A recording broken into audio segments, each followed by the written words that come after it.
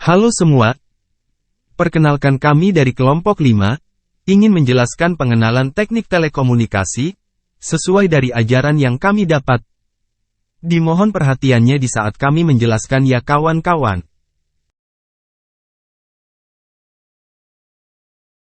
Komunikasi adalah proses menyampaikan ide, pesan, informasi dari sumber ke penerima. Sumber adalah pihak yang menyampaikan informasi. Penerima adalah pihak yang menerima informasi. Tujuan komunikasi adalah mentransfer ide, pesan, informasi. Ada beberapa cara berkomunikasi, yaitu menggunakan suara, bercakap, berbicara, menggunakan visual, isyarat, menggunakan tulisan, surat. Proses komunikasi menggunakan suara, bercakap, adalah sebagai berikut. Ide, di otak sumber, GT, mulut, sumber, GT, getaran di udara, GT, telinga, penerima, GT. Informasi sampai di otak penerima. Komponen dalam komunikasi. Sumber, penerima, informasi, protokol, tata cara, media transmisi, penghubung antara sumber dan penerima. Kompleksitas, kerumitan, dalam komunikasi. Dalam melakukan komunikasi akan ada beberapa kerumitan yang banyak dipengaruhi oleh jumlah sumber dan penerima, jarak antara sumber dan penerima. Seberapa rumit informasi yang akan disampaikan? Media transmisi apa yang digunakan? Berdasarkan jumlah sumber dan penerima maka terdapat mode komunikasi yaitu komunikasi satu ke satu, dua orang sedang berbincang. Komunikasi satu ke banyak, seorang guru yang sedang menjelaskan pelajaran. Komunikasi banyak ke satu, wawancara pers. Komunikasi banyak ke banyak, debat antara dua kelompok. Berdasarkan jarak antara sumber dan penerima maka terdapat mode komunikasi yaitu komunikasi jarak dekat, komunikasi yang masih bisa dijangkau oleh alat-alat komunikasi manusia seperti mulut mata dan teling tanpa alat bantu. Komunikasi jarak jauh, telekomunikasi, komunikasi yang sudah tidak dapat dijangkau oleh alat-alat komunikasi manusia dan harus menggunakan alat bantu untuk menjangkau jarak tersebut, misalnya surat, pos. Telekomunikasi pada abad ini tidak terbatas pada komunikasi antar manusia saja tetapi juga komunikasi antar mesin, antar robot, antar drone, antar sensor, DSB. Teknik telekomunikasi, cabang keteknikan yang mempelajari tentang bagaimana cara menyampaikan informasi dari satu titik, sumber, pemancar, ke titik lain, penerima, dengan menggunakan prinsip, hukum elektromagnetika. Bentuk telekomunikasi awal memiliki keterbatasan seperti jarak jangkau, sangat bergantung pada cuaca, sulit mengakomodasi komunikasi massal, banyak orang berkomunikasi bersamaan. Untuk menjangkau jarak yang jauh, surat menjadi alternatif dengan kurir sebagai perantaranya. Namun dengan berkembangnya ilmu pengetahuan di bidang elektromagnetika, membuka peluang baru dalam bertelekomunikasi. Penerapan ilmu elektromagnetika pertama kali di bidang telekomunikasi adalah telegraf. Telegraf dikembangkan di Amerika Serikat oleh Samuel Morse 1844 dengan koneksi awal Baltimore dengan Washington. Telegraf hanya bersifat satu arah, simplex. Untuk menyalurkan pesan alfabet ke dalam sinyal listrik, dibuatlah kode Morse.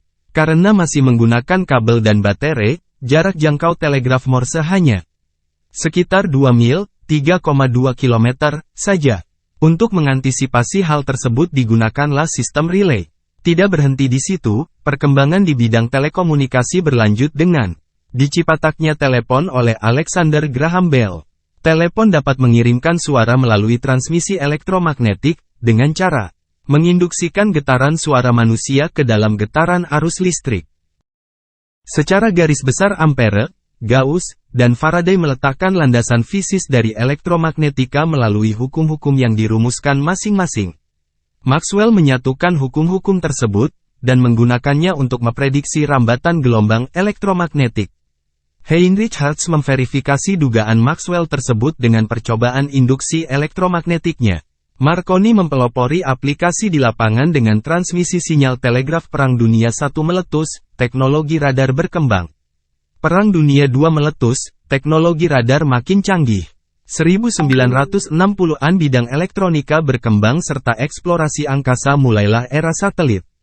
Transmisi nasional dan antar negara menggunakan satelit. 1980-an sistem seluler berkembang, AMPS, generasi 1. 1990-an sistem seluler digital, GSM, berkembang, generasi 2 dengan fokus pada suara dan SMS. 1990-an generasi 2.5 kapabilitas transmisi data berkembang. 2000-an generasi 3G dengan HSDPA dan UMTS. 2010-an generasi 4G dengan kapasitas sampai. 2020-an generasi 5G dengan kapasitas sampai. Materi 4 transducer, istilah terkait frekuensi dan bandwidth serta media transmisi. Transducer adalah perangkat yang mengubah energi dari satu bentuk ke bentuk lain, seperti mengonversi sinyal listrik menjadi gelombang elektromagnetik atau sebaliknya. Frekuensi, diukur dalam hertz, menentukan seberapa sering sinyal berulang dalam suatu gelombang, mempengaruhi kecepatan dan jarak transmisi. Bandwidth adalah rentang frekuensi yang dapat digunakan untuk mentransmisikan data, menentukan kapasitas total sistem komunikasi. Dalam contoh penerapan, mikrofon sebagai transducer mengubah gelombang suara menjadi sinyal listrik dengan frekuensi tertentu, frekuensi radio digunakan dalam transmisi nirkabel, dan bandwidth koneksi internet mempengaruhi kecepatan transfer data, media transmisi, seperti kabel tembaga, serat optik, gelombang radio, atau satelit, digunakan untuk mengirimkan sinyal dari pengirim ke penerima. Pemahaman tentang transducer, frekuensi, bandwidth, dan media transmisi krusial dalam merancang sistem komunikasi yang efisien, mempertimbangkan karakteristik masing-masing elemen untuk mencapai kinerja optimal.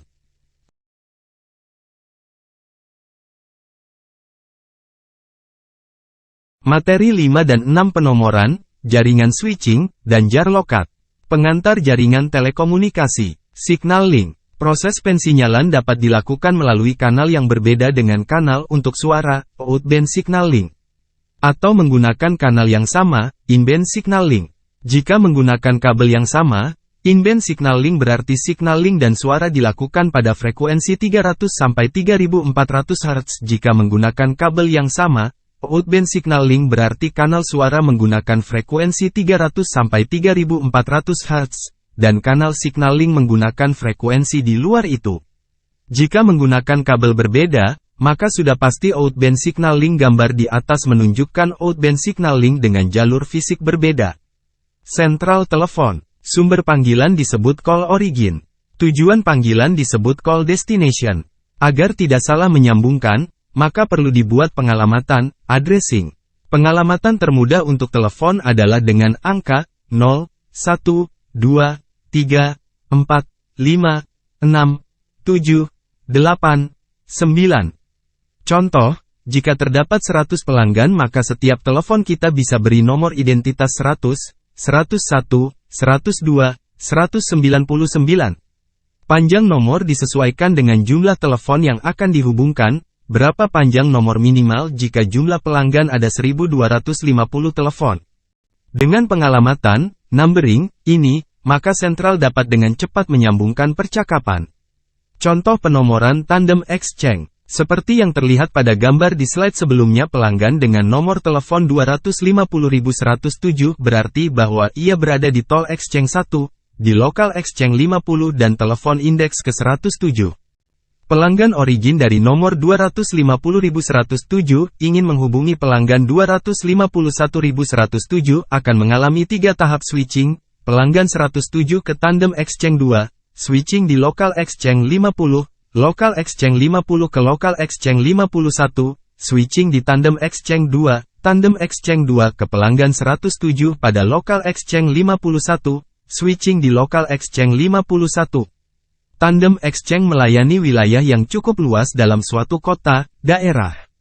Pada contoh sebelumnya, Tandem Exchange 2 melayani daerah Dago dan sekitarnya di Kota Bandung. Contoh switching di Primary Exchange 022. Misal nomor 022-665-010 ingin menelpon nomor 022-250-107. Maka untuk koneksi ini, perlu switching antara lain, switching di Local Exchange 50, switching di Tandem Exchange 2, switching di Primary Exchange 022, switching di Tandem Exchange 6 dan switching di Local Exchange 65.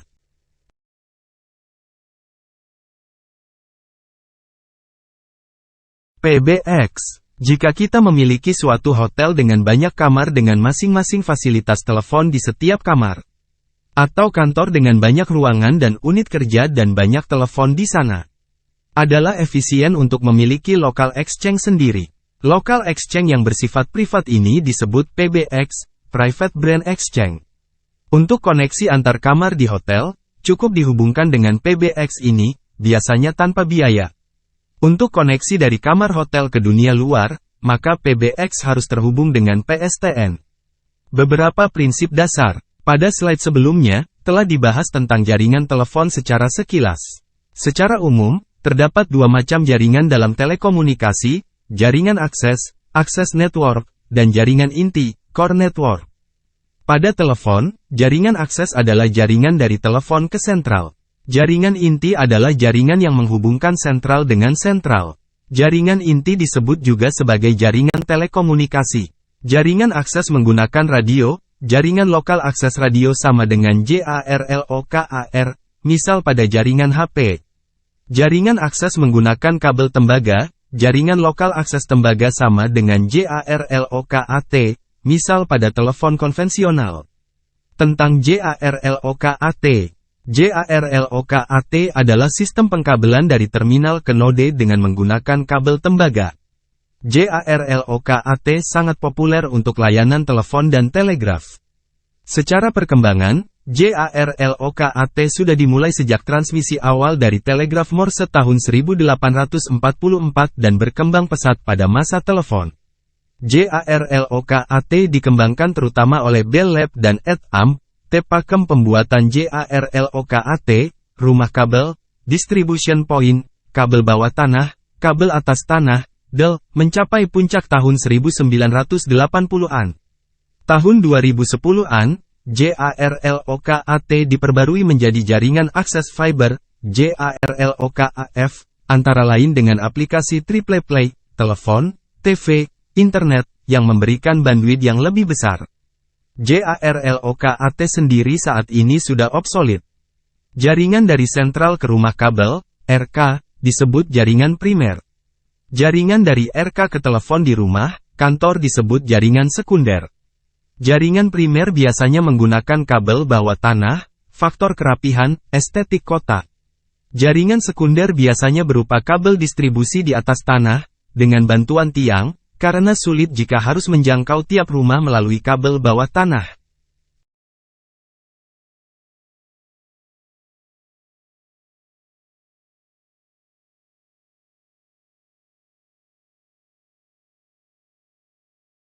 Oke, sekarang saya akan menjelaskan tentang materi ketujuh tentang indeks kinerja jaringan. Materi ini dibagi menjadi dua, yang pertama ada indeks kinerja jaringan akses. Di indeks kinerja akses ini ada kekuatan sinyal, diukur dalam satuan dBW, desibel watt, dan dBm, desibel miliwatt. Semakin tinggi nilai dBm, dBW-nya, semakin kuat juga level daya sinyalnya. Yang kedua ada redaman dan penguatan. Redaman menunjukkan berkurangnya kekuatan sinyal saat melintasi medium transmisi. Penguatan digunakan untuk mengkompensasi redaman dengan memperbesar kekuatan sinyal.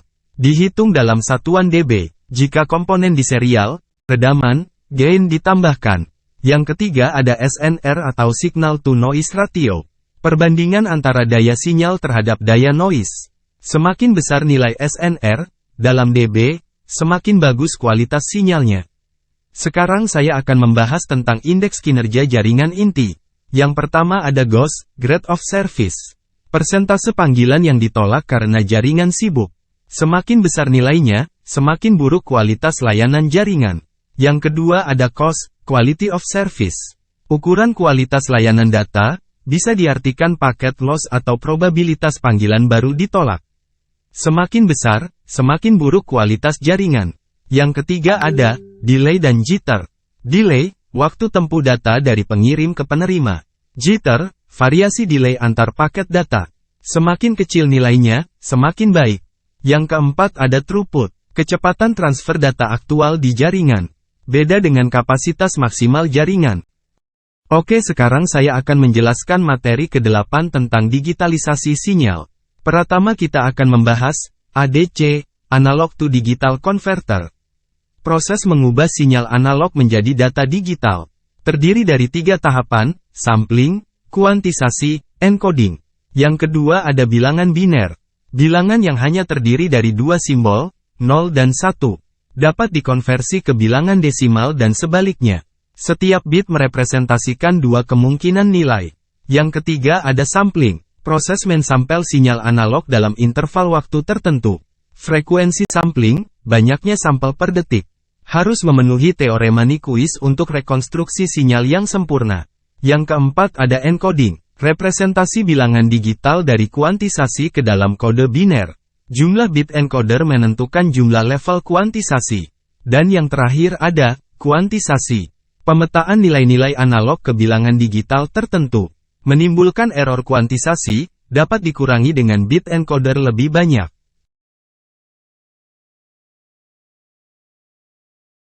Pendahuluan, ARPANET, jaringan komputer awal, adalah jaringan komputer yang dibentuk oleh ARPA, Advanced Research Project Agency, suatu bagian dari Departemen Pertahanan Amerika. ARPANET mulanya mentransmisikan data dari satu komputer ke komputer lain, dan protokol komunikasi awal yang digunakan ARPANET adalah Network Control Program, NCP. Jaringan ini mulanya berada di California, Amerika Serikat. Jaringan ARPANET kemudian berkembang dengan kampus-kampus di Amerika, yang meliputi 4 kampus di awalnya yaitu, Universitas California, UCLA, Stanford, Universitas Utah dan Santa Barbara. Jaringan komputer. Pada awalnya, komputer didesain untuk bekerja standalone, bekerja sendiri atau tidak terhubung. Pada komputer standalone, untuk menggunakan komputer hanya diperlukan hardware seperti CPU, RAM, ROM, monitor, keyboard, mouse. Software seperti OS dan perangkat lunak lainnya, dan brainware, operator yang mengoperasikan komputer. Jika ingin ada 2 komputer yang akan dihubungkan, maka diperlukan tambahan hardware seperti Network Interface Card, NIC, kabel penghubung, serta protokol komunikasi yang diinstal pada komputer pengirim dan penerima. Protokol komunikasi ini perlu langsung diterapkan ke dalam OS, operating system. Inilah contoh gambar yang menghubungkan 2 komputer berikut, jaringan klasik dengan topologi bus, IP address. Sebelum kita kembali pada kasus 3 komputer, perlu dibahas pula tentang pembagian IP address.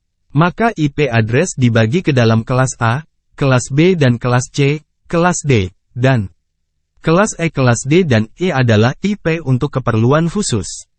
Contoh kelas A. Pada contoh di atas, network kelas A, 10 dapat mengelola semua IP address dari 10.0.0.1 sampai 10.255.255.255. IP address 10.0.0.1 sampai 10.255.255.255 dikatakan berada dalam satu network, yaitu network 10. Contoh kelas B. 1. Kelas B memiliki field 1 bernilai 128 sampai 192 contoh, 129.1.1.1. 2. IP address di atas memiliki network address, yaitu 129.1, netmask 8 bit, yaitu field 1 dan field 2. 3. Network address 129.1 memiliki IP address, dari 129.1.0.1 sampai 129, 1.255.255, IP address di dalam rentang ini dikatakan berada dalam network 129.1. Contoh kelas C. 1. Kelas C memiliki field 1 bernilai 192 sampai 223. 3 field pertama menunjukkan network address contoh, IP address. 200.1.2.1 memiliki network address 200.1.2. 3. Network address 200.1.2 memiliki IP address dari 200.1.2.1 sampai 200.1. 2255, IP address di dalam rentang ini dikatakan berada dalam network 200.1.2.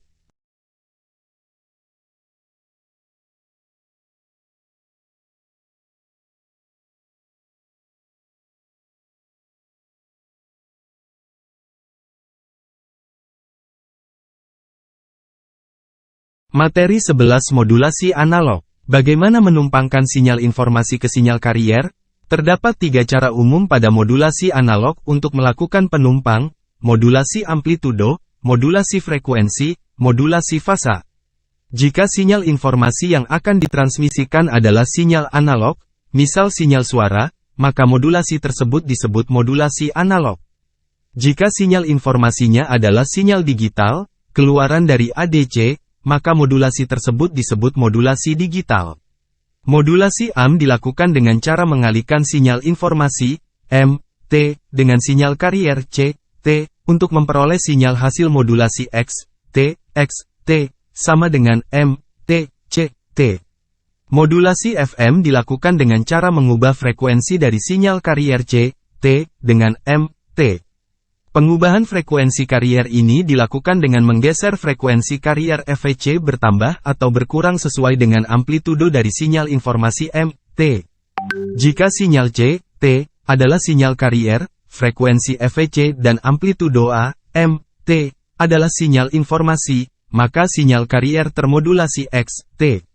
XFM, T, sama dengan Asin, 2 pi, FEC plus DEF, T.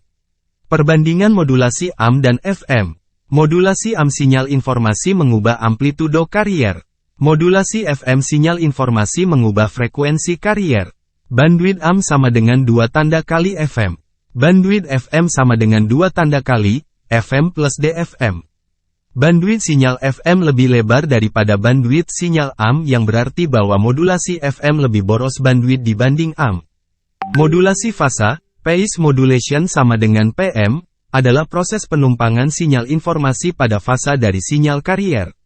Sinyal hasil modulasi PM adalah mirip dengan sinyal hasil modulasi FM, amplitudo tidak berubah hanya frekuensi menjadi berubah. Namun dapat dilihat pada MK lebih lanjut, sistem komunikasi, bahwa sinyal FM memiliki ketahanan yang lebih baik terhadap draw dibandingkan dengan modulasi AM. Materi 12 Modulasi digital. Line coding adalah proses untuk mengubah data digital berupa deretan 1 dan, atau 0 menjadi sinyal digital, tegangan listrik fungsi waktu.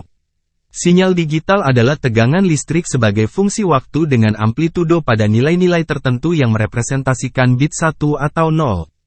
Terdapat beberapa macam line coding: unipolar non-return to zero, unipolar NRZ, unipolar return to zero, unipolar RZ, bipolar non-return to zero, bipolar NRZ, Manchester, alternate mass inversion, AMI. Line coding bermacam-macam ini memiliki karakteristik berbeda-beda, antara lain terkait bandwidth dan daya.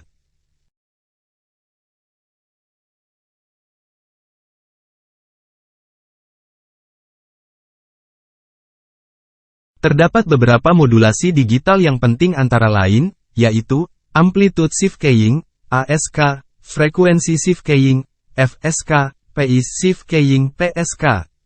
Untuk meningkatkan efisiensi transmisi, peneliti menggunakan modulasi kombinasi dari ketiga bentuk di atas. Sebagai contoh, modulasi digital QAM adalah kombinasi dari modulasi ASK dan modulasi PSK. Pada modulasi ASK, data informasi berupa data digital dalam deretan 1 dan 0. Sinyal karier berupa sinusoidal dengan frekuensi karier FEC. Sinyal keluaran modulasi adalah sinyal karier yang amplitudonya berbeda untuk bit 0 dan bit 1. Contoh, amplitudo 5 untuk bit 1 dan amplitudo 1 untuk bit 0. Terlihat bahwa modulasi ASK memberikan perbedaan pada amplitudo sinyal hasil modulasi. Untuk realisasi yang paling mudah dari ASK adalah amplitudo tinggi untuk bit 1 dan amplitudo 0 untuk bit 0. Dengan menggunakan amplitudo 0 pada bit 0, atau pada salah satu bit, maka modulasi ASK disebut juga dengan modulasi on-off keying, OOK. Pada modulasi FSK, frekuensi dari sinyal pembawa berubah sesuai dengan deretan bit 1 dan 0 dari sinyal informasi. Contoh, frekuensi F1 untuk bit 1 dan frekuensi F2 untuk bit 0. Pada modulasi FSK, frekuensi carrier berubah namun sebaliknya, amplitudonya tidak berubah. Modulasi FSK dilakukan dengan membangkitkan dua carrier dengan frekuensi F1 dan F2, dan modulasi dilakukan dengan mengatur saklar ke posisi carrier yang sesuai dengan deretan sinyal informasi. Untuk proses demodulasi, ASK umumnya lebih mudah dibandingkan dengan FSK, karena dapat menggunakan teknik threshold amplitudo. Pada modulasi PSK, fasa dari sinyal pembawa berubah sesuai dengan deretan bit 1 dan 0 dari sinyal informasi. Diperlukan dua fasa dari gelombang, yaitu fasa yang berkorespondensi dengan bit 1 dan fasa yang berkorespondensi dengan bit 0. Dari sisi kemudahan demodulasi, modulasi PSK lebih mudah didemodulasi dibandingkan dengan modulasi FSK. Pada modulasi PSK, terdapat dua fasa yaitu fasa P1 dan fasa P2 yang berkorespondensi dengan bit 1 dan bit 0.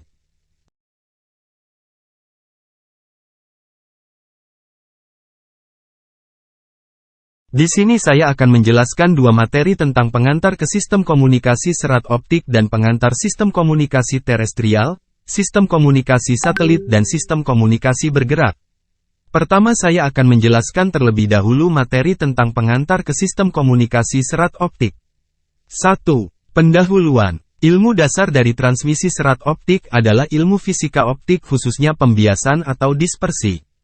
Contoh hukum pembiasan cahaya dari udara ke kaca seperti pada gambar ini menyatakan bahwa, cahaya yang datang dari media dengan indeks bias rendah ke benda yang berindeks bias lebih tinggi akan dibiaskan mendekati garis normal. Contoh hukum pembiasan cahaya dari kaca ke udara seperti pada gambar ini menyatakan bahwa, cahaya yang datang dari media dengan indeks bias tinggi ke media yang memiliki indeks bias rendah akan dibiaskan menjauhi garis normal. 2. Perkembangan serat optik koheren memiliki arti bersama-sama, serempak, mengumpul, seperti pada gambar ini. Sifat koheren menyebabkan sinar laser dapat menempuh jarak yang jauh dan digunakan untuk berbagai keperluan, surgery, operasi medis, memotong, pointer, dan komunikasi. 3. Rangkaian sistem komunikasi serat optik, SKSO, sinyal analog adalah sinyal informasi paling awal, misal suara, gambar, video. Sinyal tersebut digitalkan dengan proses ADC. Sinyal digital ADC memodulasi pemancar laser. Pemancar laser diteruskan ke serat optik membimbing sinar sampai ke penerima. Setelah itu diteruskan ke detektor, lalu ke DAC, dan sampai di akhir kembali ke sinyal analog. Materi yang kedua tentang pengantar sistem komunikasi terestrial, sistem komunikasi satelit dan sistem komunikasi bergerak. 1. Sistem komtere. Sistem komtere adalah sistem komunikasi pada suatu titik di permukaan bumi ke titik lainnya di permukaan bumi, seperti pada gambar ini. Pada sistem komunikasi terestrial, antara antena pemancar dan antena penerima diusahakan untuk saling melihat ya teman-teman, karena jika adanya penghalang, maka menara antena pemancar dan penerima atau keduanya ditinggikan, atau juga letak dari antena pemancar atau penerima dipindahkan. Komunikasi antara pemancar dan penerima yang saling melihat ini disebut line of sight loss. 2.